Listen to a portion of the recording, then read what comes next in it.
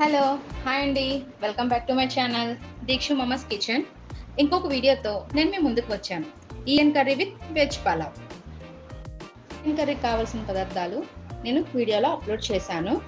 దానికి కావాల్సిన ప్రాసెస్ ఇప్పుడు నేను స్టార్ట్ చేస్తున్నాను, మీరు చూసేయండి. ముందుగా స్టవ్ ఆన్ చేసి కడాయి పెట్టుకోవాలి. కడాయి హీట్ అయ్యాక 3 స్పూన్స్ ఆయిల్ వేసుకోవాలి.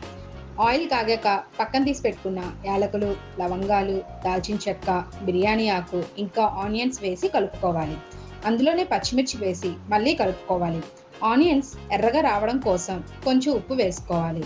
ఆనియన్స్ ఫ్రై అయ్యాక అందులో అల్లం వెల్లుల్లి పేస్ట్ వేసుకొని దాని పచ్చివాసన పోయినంత వరకు వేయించుకోవాలి. ఇప్పుడు చికెన్ వేసుకొని మొత్తం కలిసేలా కలుపుకోవాలి.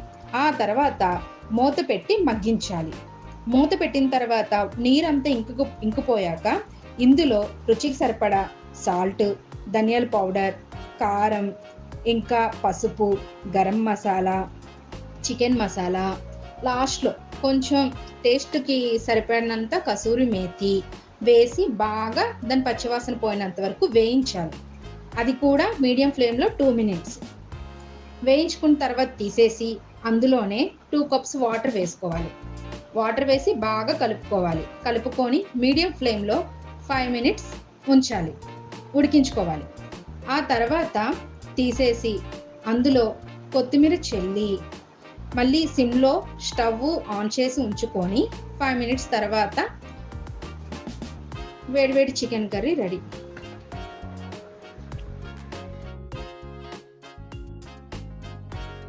వెజ్ పలావ్ తయారీ విధానం: ముందుగా స్టవ్ ఆన్ చేసి మీడియం సైజులో ఉన్న కుక్కర్ని తీసుకోవాలి.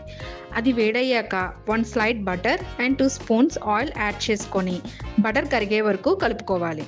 తర్వాత బటర్ కరిగిన తర్వాత బిర్యానీ దినుసులు వేసి కలుపుకోవాలి.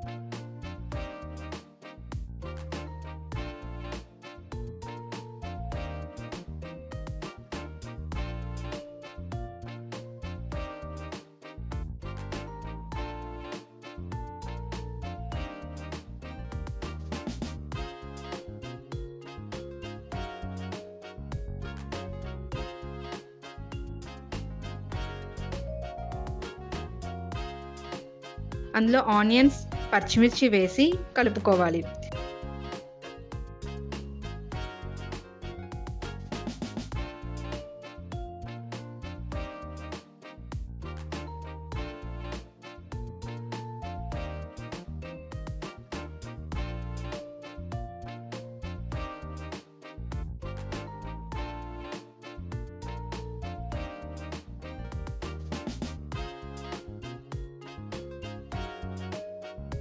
ఉల్లిపాయ ఎర్రగా రావడం కోసం చిటికెడు సాల్ట్ వేయాలి.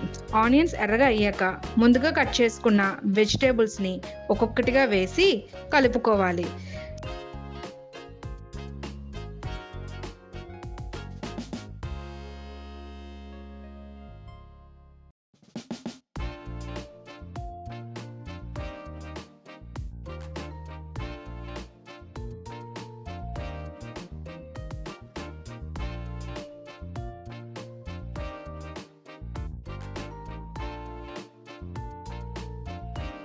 వెజిటేబుల్స్ అన్నీ వేసుకున్న తర్వాత కొంచెం అల్లం వెల్లుల్లి పేస్టు, పుదీనా, కొత్తిమీర, అలాగే biryani masala powder, half spoon పసుపు వేసుకొని యాడ్ చేసి వెజిటేబుల్స్ అన్నిటిని కలుపుకొని కాసేపు మూత పెట్టి వాటిని మగ్గనివ్వాలి. నేను పలావ్ కోసం 2 గ్లాస్ కడిగిన రైస్ వేసి బాగా కలిపి మళ్ళీ మూత పెట్టి 1 మినిట్ ఉంచి మొత్తం 5 గ్లాసెస్ వాటర్ యాడ్ చేశాను.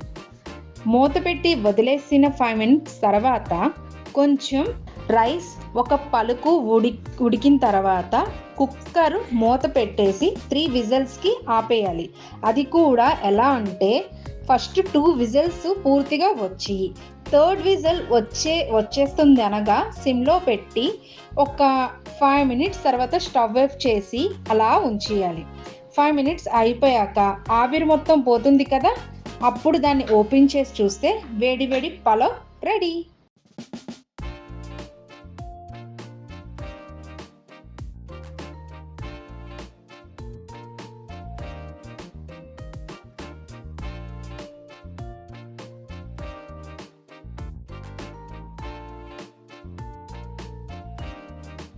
Thank you for watching. Please do like, share and subscribe Dikshu Mama's Kitchen. Bye bye.